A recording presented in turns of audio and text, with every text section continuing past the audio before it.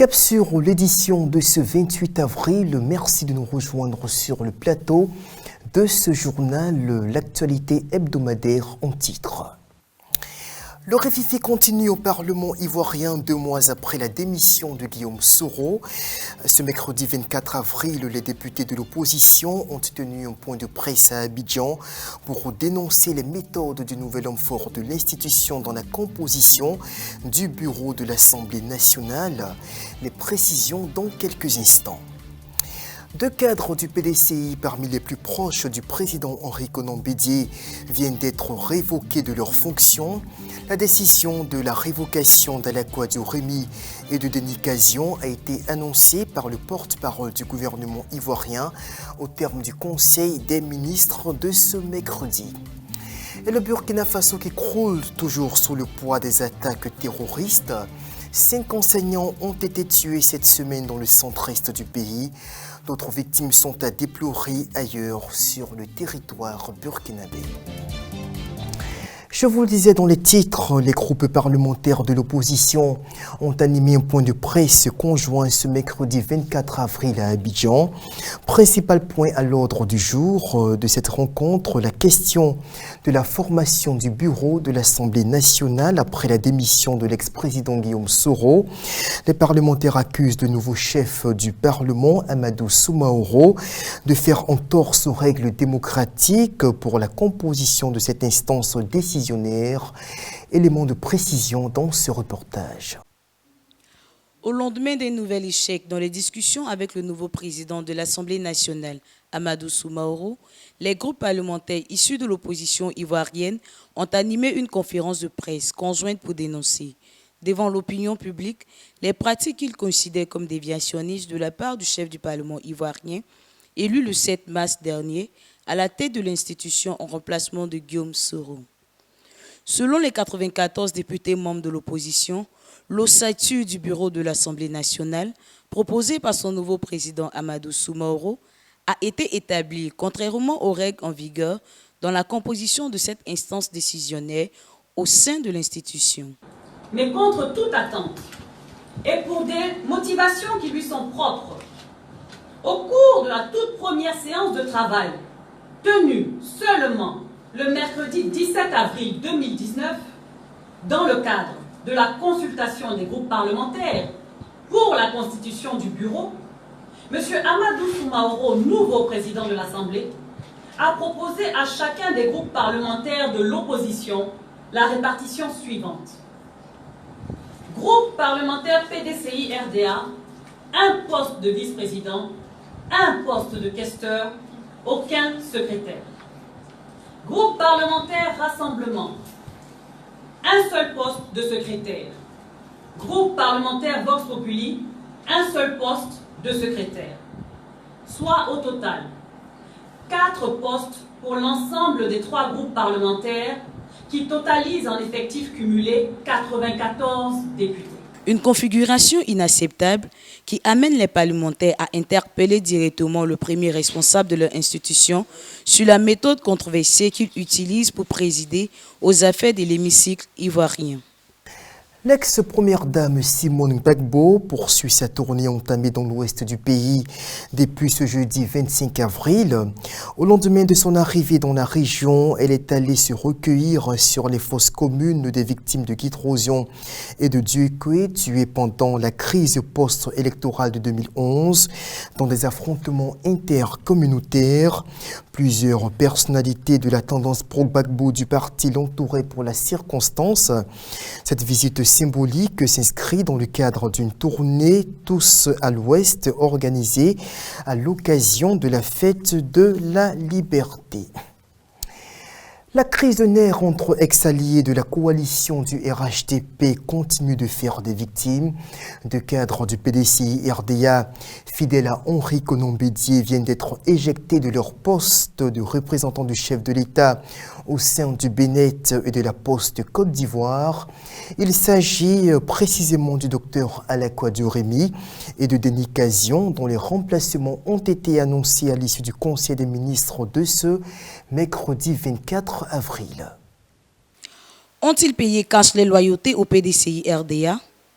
Les nominations issues du dernier Conseil des ministres du gouvernement ivoirien suscitent des vagues après l'éviction du Dr Alakouadio Rimi et de Denis Kazillon, respectivement de leur poste de représentant du chef de l'État au sein du Bureau national d'études techniques et de développement et de la Poste de Côte d'Ivoire.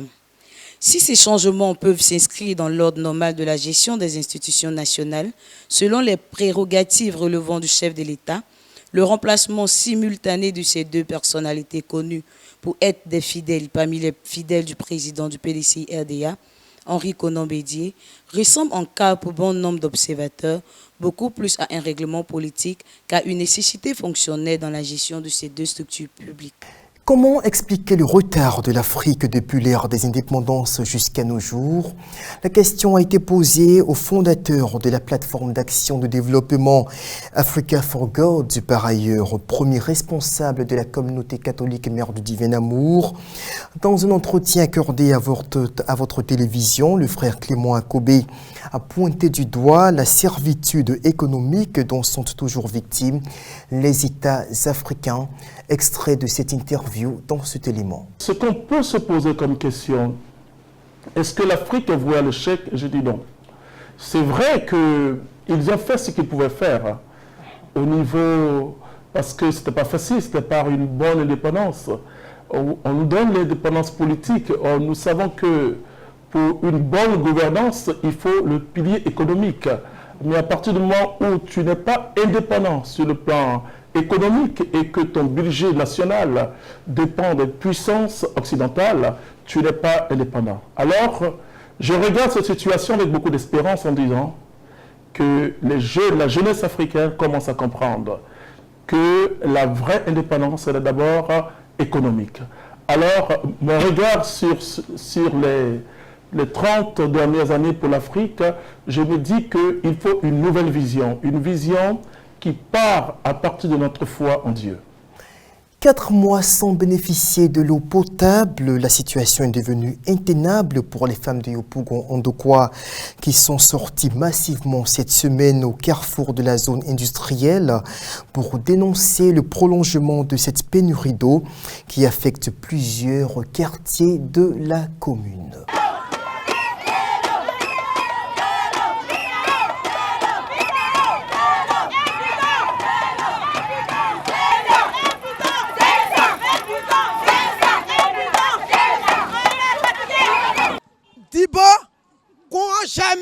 J'habite à Mikao Degepi. Depuis le mois d'août, on n'a pas l'eau. On ne gagne pas l'eau, on paye un bidon d'eau à 200 francs. Ça ne nous arrange pas. Nos maris ne travaillent pas. Moi-même, je suis malade. Avec mon état, je cherche l'eau. Je paye un bidon d'eau à 200 francs. Ça ne m'arrange pas.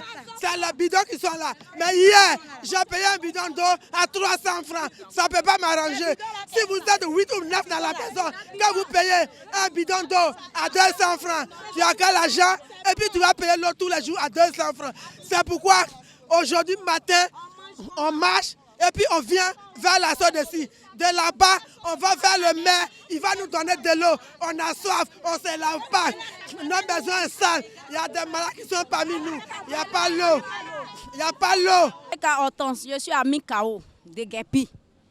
Depuis dans le mois de décembre, nous ne gagnons pas l'eau. En tout cas, on souffre. Et voici mon état. On va jusqu'en Dantrou, il y a des kilomètres pour aller chercher l'eau. À mon état, je n'ai pas assez de souffle, je suis fatiguée. J'ai besoin de l'eau. La population, le quartier a besoin d'eau. En tout cas, sans l'eau, on ne peut rien faire. Et puis, on paye un bidon à 500 francs. Nous n'avons pas de travail. Nous ne travaillons pas. Nous n'avons pas l'argent. Et tout ça pour payer l'eau. Donc, sans l'eau, on ne peut pas vivre. Je suis fatiguée. 5 bidons à 3 000.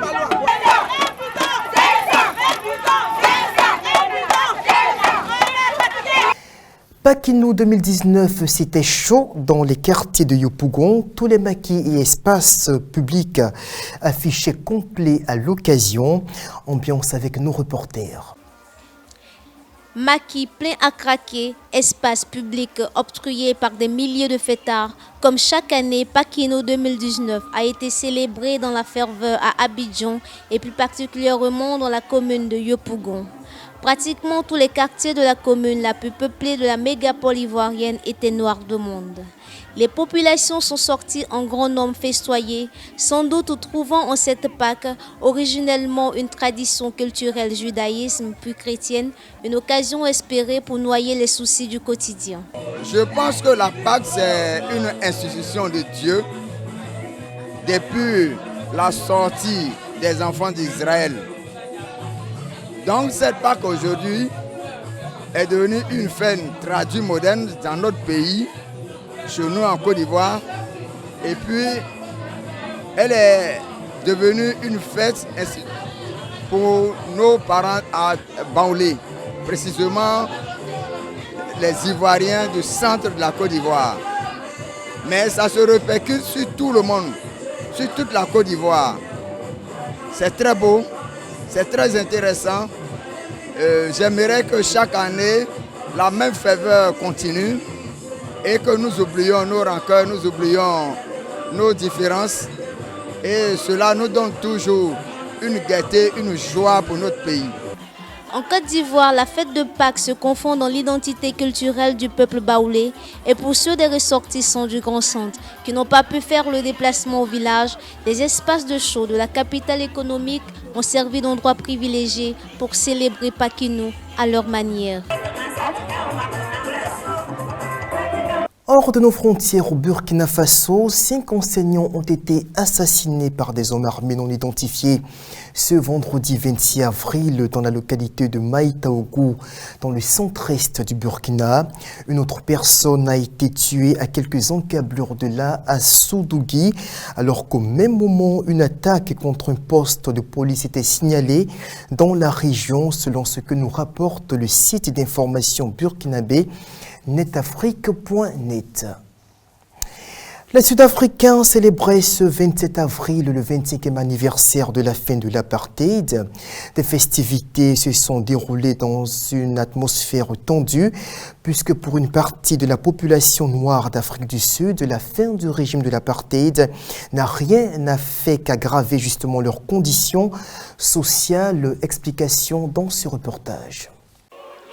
25 ans après la fin officielle de l'apartheid en Afrique du Sud, en avril 1994, la célébration de l'événement continue de mobiliser des milliers de citoyens noirs dans ce pays d'Afrique australe, pour qui, au-delà de la seule cessation des pratiques ségrégationnisme en cours sous l'ancien régime africain, cette commémoration marque la naissance d'une nation authentique basée sur des règles élémentaires en matière de justice et d'équité sociale pour tous les citoyens.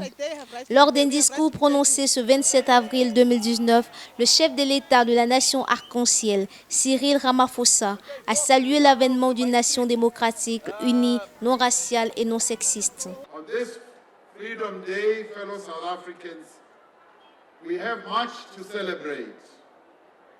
Most prominent among our achievements has been the promotion of our nationhood in a united, non-racial and non-sexist democratic South Africa. Une vision des choses qui est très loin de faire l'unanimité, puisque ce jour, des manifestations avaient lieu dans des townships pour dénoncer la précarité sociale généralisée dans un pays où le taux de chômage atteint 27% de la population, contre seulement 20% 25 ans plus tôt.